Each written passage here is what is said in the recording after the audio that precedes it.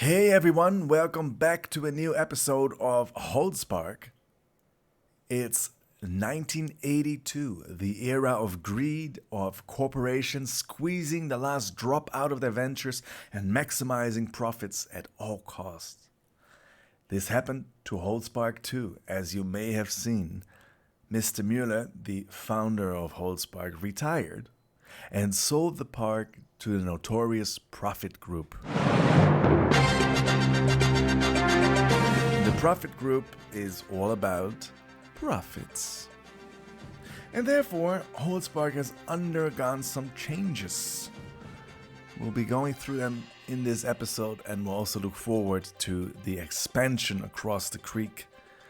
And that will open in the next episode, 5 years from now in Holzpark time, 1987.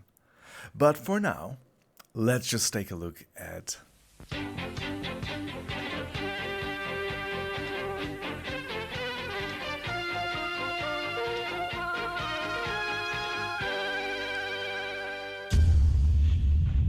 here we are at the very entrance. And let's go in there. Profitgroup, not too subtle. And they took away that lovely old beam with the cogwheel and that log and replaced it with, with a signage, which may or may not be a good thing. Then there's the carousel that got a less than tasteful cover. I guess the job needed to be done quickly. There's a little info booth plunked right in the middle, and well, God knows what they're trying to sell. I'm guessing maps and certain ride tickets so that you can buy 3 and pay 4 or something like that. Then there's a map, clearly much needed in a park with only 5 rides. And there's another ice cream stand over there, right in front of the bathrooms. Oh, and look at that commerce sneaking its way into the park. What do we have there? Well, look at that. That vista has changed a lot. Also note how the Profitgroup decided that a cheap concrete paint would do the job rather than restoring it back to the original dragon green. We'll be going to the Ferris wheel later on. Let's see what they have at the entrance area. Oh, vending machines. You must squeeze profit out of every square meter, don't you?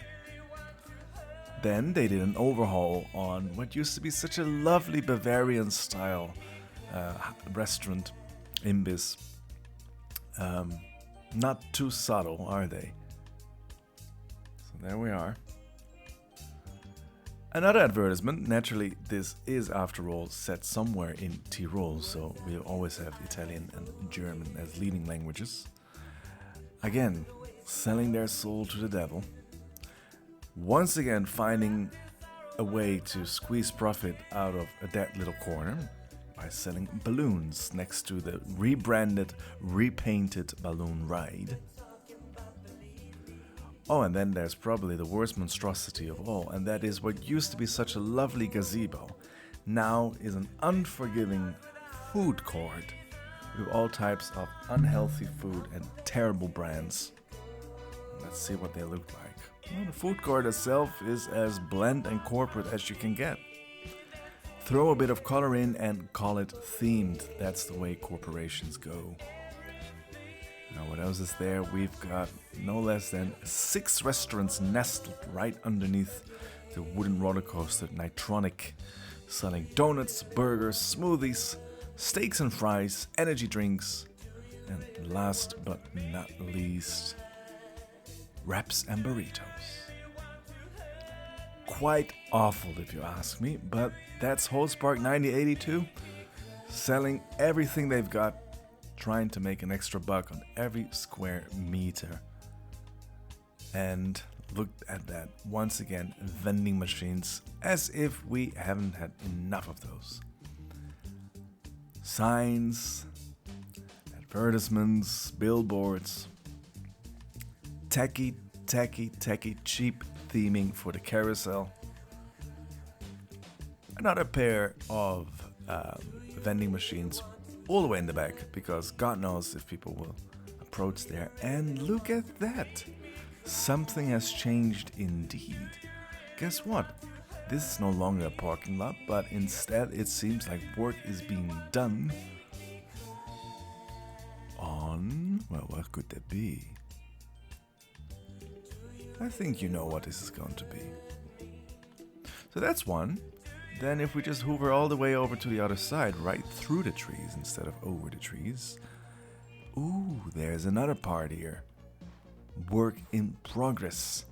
A mean looking machine lurking behind the fencing. Well, we're just going to go under it and see what all the brouhaha is all about. Obviously, we're going to have something of a bridge here, connecting the two parts, forming one park. And as profit doesn't come easily, we find that no less than 2 hotels are to be built on the premises. A giant, for Holzpark proportions, giant coaster being erected as we speak. Naturally, this is going to be one of those little cable trolley thingies transporting people from A to B.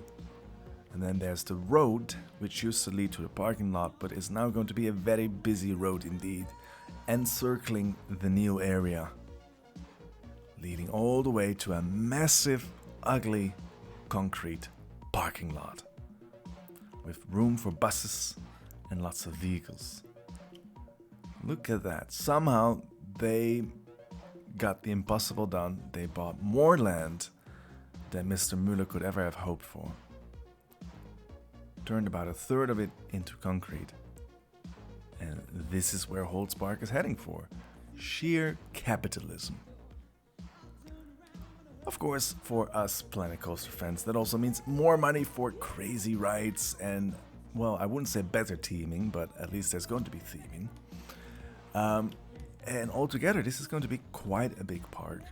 Still not as big as you may see in many other projects, but mind you, this park is set somewhere in the rural Alps.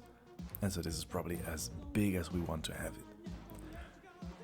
Nonetheless, the Profit Group, of course, is very much determined to squeeze every penny out of this venture. So I'm very curious to see what 1987 will look like. Dollar signs in their eyes, trying to get as much out of their visitors as they can. All in all, I guess you could say Holzpark is no longer the same charming, rustic, family-run park somewhere in the idyllic Alps. Instead, it's a money-making machine, and my guess is that for the next expansion, they're going to be ruthless. And with that said, enjoy this lovely little cinematic reel, and see you soon!